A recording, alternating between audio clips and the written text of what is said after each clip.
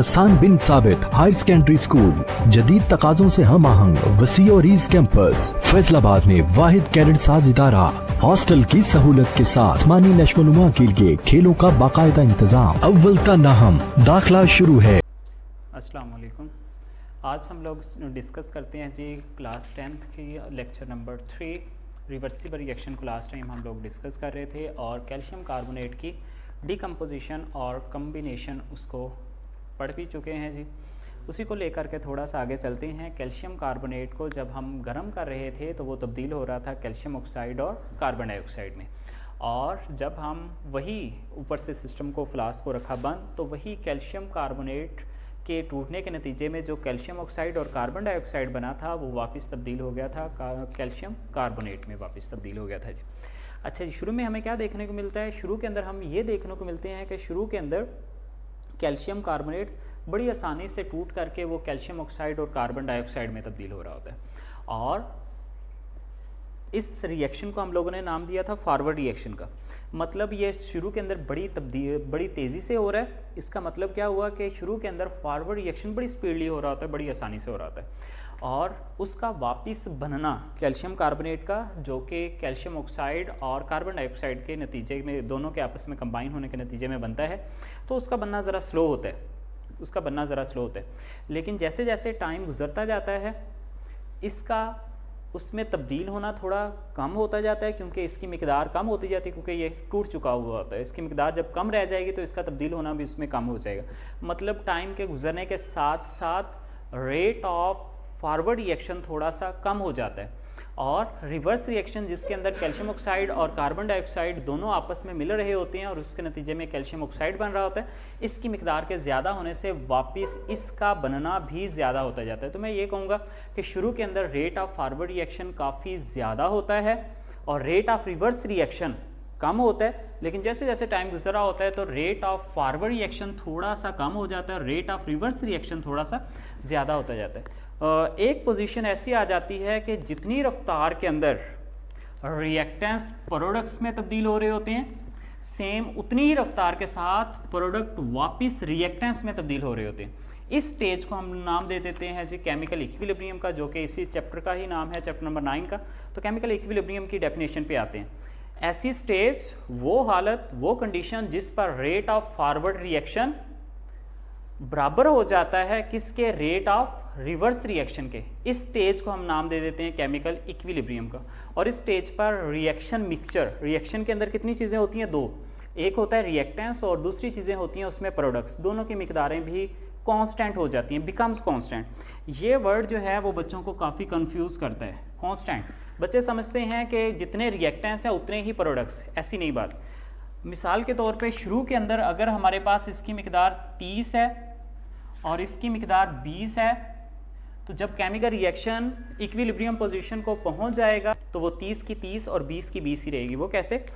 अगर इसकी मिकदार 5 reactance 5 products में तब्दील हो गए, 5 रिएक्टेंस प्रोडक्ट्स में तब्दील हो गए, तो रिएक्टेंस बाकी कितने रह गए? 25।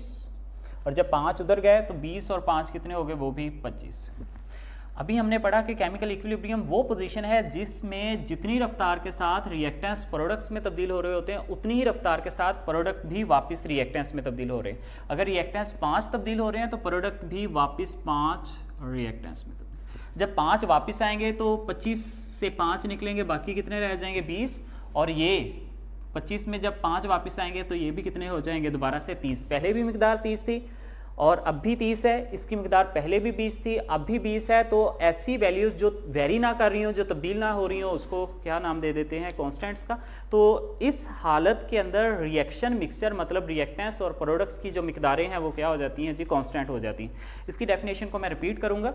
ये एक ऐसी हालत है जिसके अंदर रिएक्टेंस की प्रोडक्ट्स में तब्दील होने की रफ्तार मतलब रेट ऑफ फॉरवर्ड रिएक्शन, और प्रोडक्ट की वापस रिएक्टेंस में तब्दील होने की रफ्तार मतलब रेट ऑफ रिवर्स रिएक्शन, दोनों बराबर हो जाते हैं और रिएक्टेंस और प्रोडक्ट्स की मिकदारें कांस्टेंट हो जाती हैं। तो the stage at which the rate of the forward reaction becomes equal to the rate of reverse reaction and the concentration of reaction mixture becomes constant is known as chemical equilibrium position. इसकी दो types होती हैं, एक static equilibrium position और दूसरी होती है जी dynamic equilibrium position. Static static means ceases to proceed, जब रिएक्शन ना चल रहा हो, मोशनलेस हो, ना रिएक्टेंस प्रोडक्ट्स में तब्दील हो रहे हो और ना ही प्रोडक्ट रिएक्टेंस में तब्दील हो रहे हो, उस स्टेज को हम लोग नाम दे देते हैं जी केमिकल इक्विलिब्रियम पोजीशन का। द रिएक्शन विच सीज, जो कि रुक गया हो, टू प्रोसीड, चलने से, एंड स्टॉप टू प्रोसीड, और चल ना रहा हो, इज कॉल्ड स्टैटिक इक्विलिब्रियम। इसकी बेहतरीन मिसाल है जी, ये एग्जांपल हमारे पास क्लासरूम ही है। इस टाइम अगर हम लोग इसको देखें तो ये इस टाइम ना बन रहा है ना टूट रहा है, इसकी बनने की रफ्तार भी ज़ीरो है और टूटने की रफ्तार भी ज़ीरो है। मतलब जितनी रफ्तार के साथ ये फॉरवर्ड रिएक्शन हो रहा है, बन रहा है, वो भी ज़ीरो है, और जितनी रफ्तार के साथ ये टूट रहा है वो भी ज़ीरो है। तो बनने की रफ्तार और टूटने की रफ्तार दोनों बराबर हैं, तो इक्विलिब्रियम पोजीशन है। और इसकी कंसंट्रेशन भी कांस्टेंट है, कोई रोज़ आते हैं तो इतनी ही इसकी इंटें होती हैं, हर चीज़ कंसंट्रेशन इसकी कांस्टेंट है। तो वो रिएक्शन जो चल ना रहा हो, विच सीज टू प्रोसीड, जो चलने से कासर हो और उसकी कंसंट्रेशन कांस्टेंट हो, इसको नाम दे देते हैं हम लोग स्टैटिक इक्विलिब्रियम पोजीशन का। बहुत अहम डेफिनेशन है, इसको लाजमी करोगे और एग्जांपल आप लोगों ने दे देनी है, कोई भी ये बिल्डिंग फिनोमिना की दे देनी।